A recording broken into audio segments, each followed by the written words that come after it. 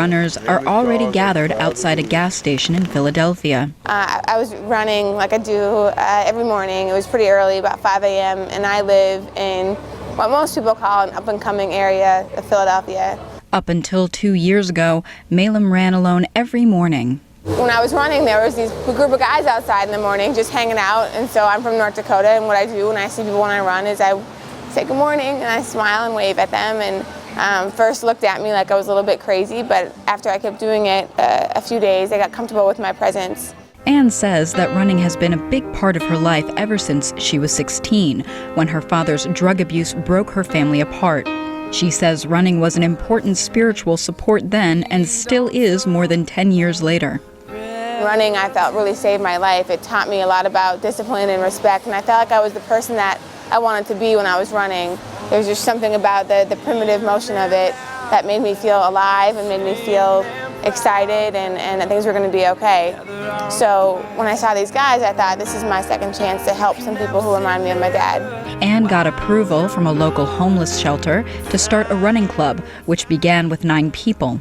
And after the first week, I thought this could really be the first step in changing people's lives. A few weeks after, Anne gave up her high-paying job to focus on the running club full-time. She formed a non-profit organization called Back on My Feet. Her goal was to use organized running as a tool to help develop discipline and respect. The organization then guides members in finding educational and employment opportunities. Today, team captain James Thorpe leads the group in a half marathon.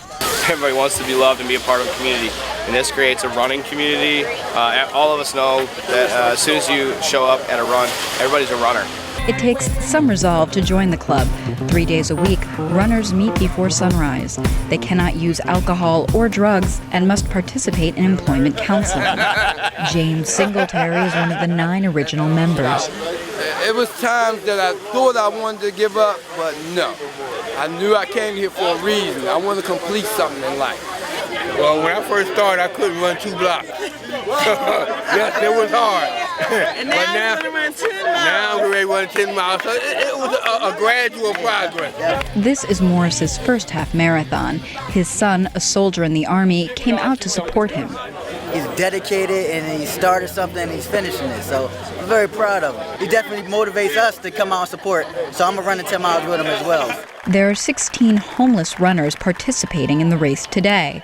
When Anne started Back on My Feet Running Club, some people were skeptical that running could solve such a complex social problem. But Anne believes that developing a sense of self-esteem is the most important first step. You can see there's this smile take over their face, and you can see that they're becoming really proud of who they are. And that's incredible. Understanding what it's like to be part of a team and support each other, that's what life's all about. Since its inception in 2007, Back on My Feet hasn't stopped growing. It now has more than several hundred members and has branches in Baltimore and Washington, D.C.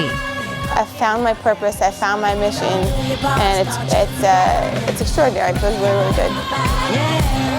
For producer Roger Shue in Philadelphia, Ruth Reeder, VOA News.